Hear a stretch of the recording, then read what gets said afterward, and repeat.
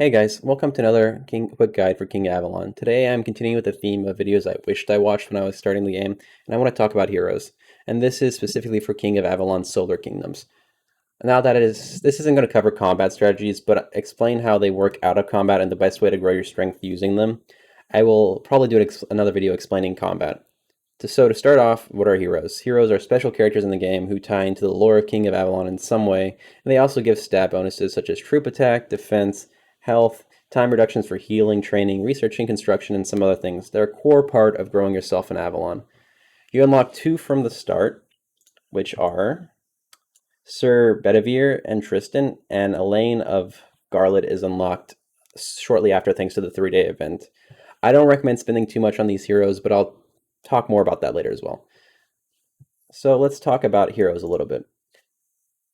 Each hero has two sets of buffs. The first is their unique skill, and the second is their regular skill, as the game calls it.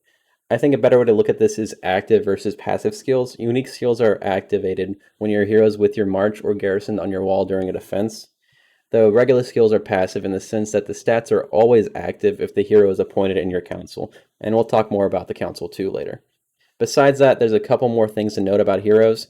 Hero tier, star level, hero level, march capacity, reconnaissance type, appointed position, and I want to go over these really quickly before we get into their skills. Hero tier is denoted by the color of their card name, the background, and the color of, there's the card and the background and the name. So there are 3 tiers available to you at the start of the game, and the easiest way to distinguish them in between them is just blue, purple, and gold. Tiers determine a couple things: maximum march capacity, maximum star level, number of skills, and generally the maximum number of bonus from those skills. Next, we have star level, which is right under the name. For blue heroes, the maximum is 4. For purple heroes, the maximum is 5. And for gold heroes, it's 6. Hero star level is upgraded by clicking the up arrow right here, and it unlocks at level 20. Unlocking the star requires hero fragments. So to unlock the second star, you need 35 shards. The third star is 70, and the fourth star is 145 shards.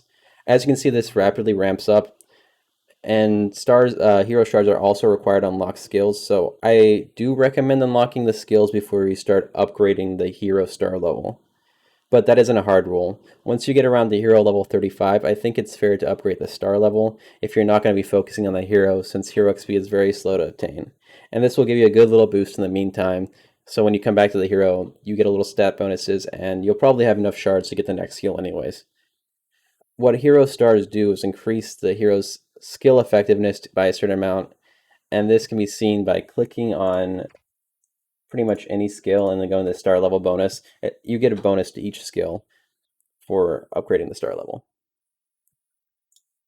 Okay, under that you have the hero level, which I didn't mention a second ago. Hero level is only increased by using hero XP items. Using heroes in combat will not level them up, even though it kind of seems like it should. When you level up a hero, hero march capacity and their unique skills get stronger. Regular skills do not get stronger by leveling up their hero, so only their unique skills. However, your hero has to be a certain level to unlock the regular skills, so it will be need to raise it, even if you don't plan on to use the hero's unique skill in a march or something. Leveling up drastically slows down as the hero gets to a higher level, so you want to use your hero XP wisely, and I'll talk about that towards the end of the video as well. The last thing in this section is march capacity, and that's kind of straightforward, plus there's a question mark, so I'm not going to spend too much time on it. This is the increase to the number of troops you can send on a march. However, this only applies if you are currently using the hero. It's not just an overall march capacity increase. And the maximum hero march capacity based off the hero tier is for blue 1200, for purple 2500, and for gold 6000. The last 3 things I'm going to kind of fly through because they're related to other things later. So you have the resonance type, you have their appointed position, and then you have the story, which there's not really much to talk about here. It's just a little story about the hero, and they're generally fun and usually not terrible, but they can be sometimes funny because of translations. But also here, when you unlock a hero first time, there's a small little gift icon here that you can click and just get a small gift. And depending on the tier of hero, it might be, a couple hour speed ups or something like that. So before we get into the hero skills, I want to talk about the council.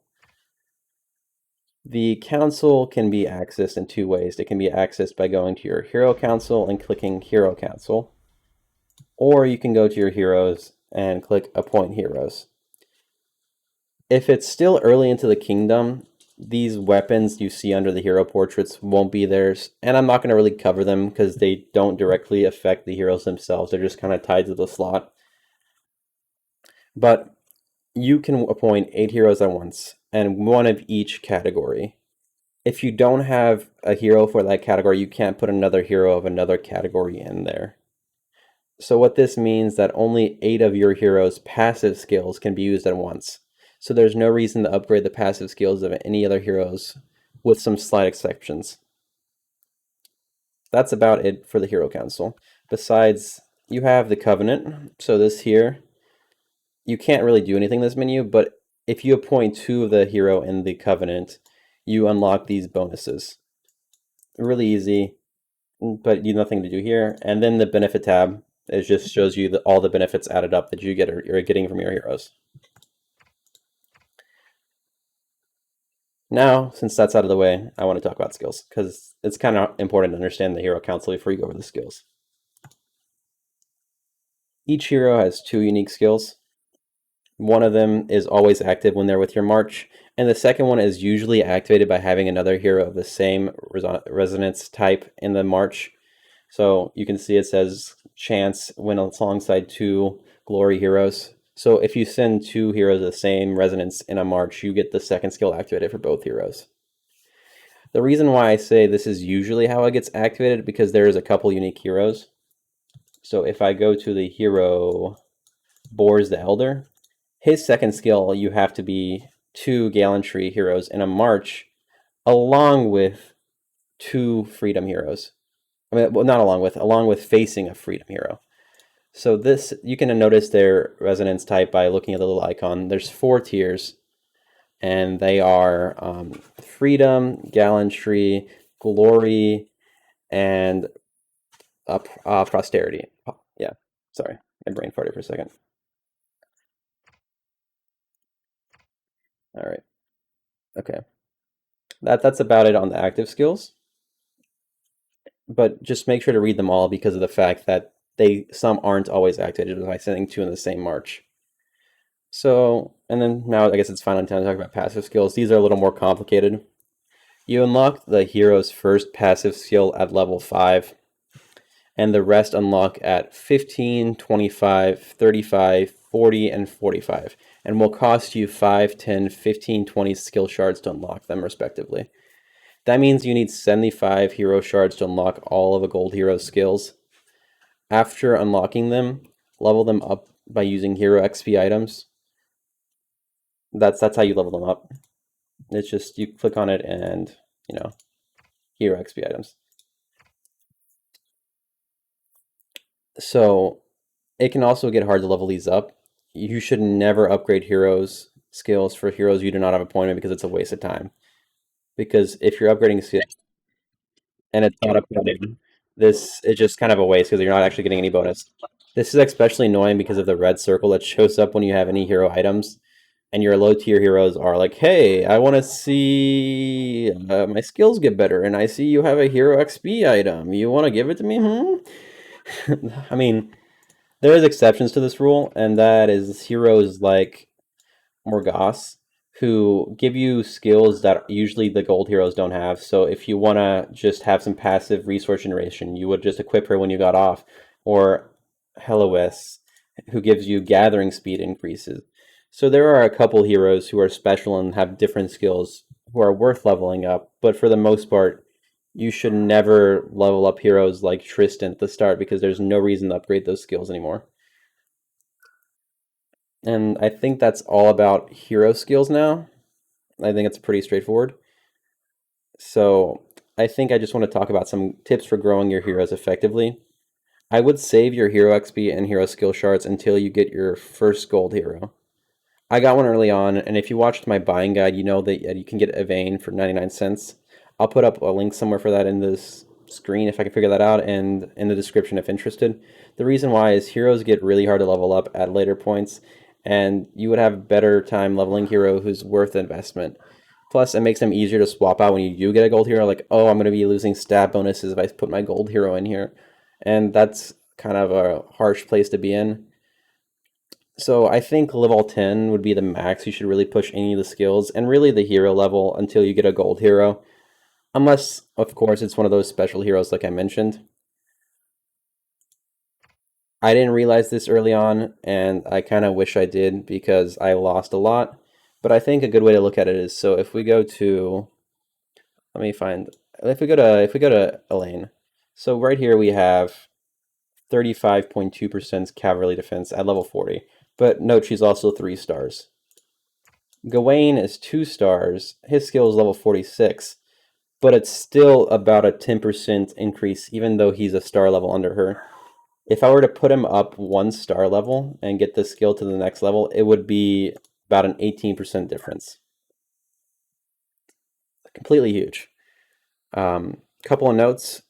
If you're really struggling with monsters and Path of Legend, I personally believe if you are going to focus on one of the starter heroes, it would be Sir Bedivere, because I used him really early on, and I used him for a lot longer than the other 2 heroes, and I kind of regret leveling up Tristan. It was a huge waste. Um, Other than that, there's 2 gold heroes I would not recommend spending anything on, and that's Agrain, the Peerless, and the Red Knight, and that's because these heroes are replaced really, really early on. And if you're focusing on another gold hero, by the time you get around to them, they'll already be replaced. So these heroes are replaced respectively by Gorlois and Bors the Elder. And if we were just to look at one of their skills, so if I click on Bors and I look at the maximum value for his last skill, it's 64%, which for that stat is pretty good.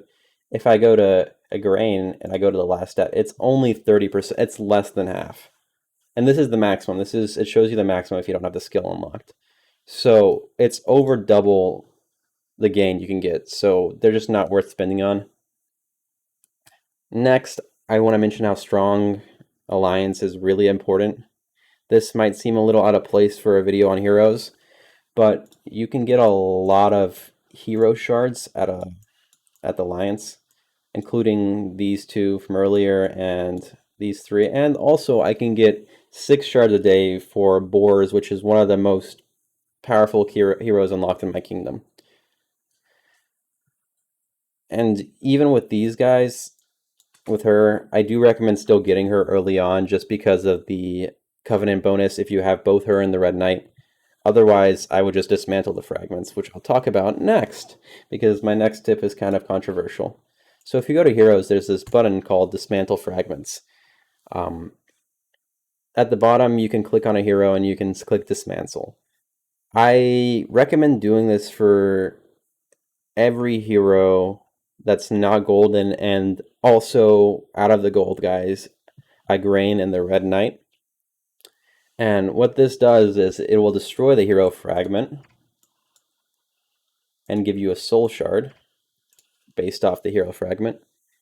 And with those soul shards, you can buy XP for skills and heroes and other hero shards.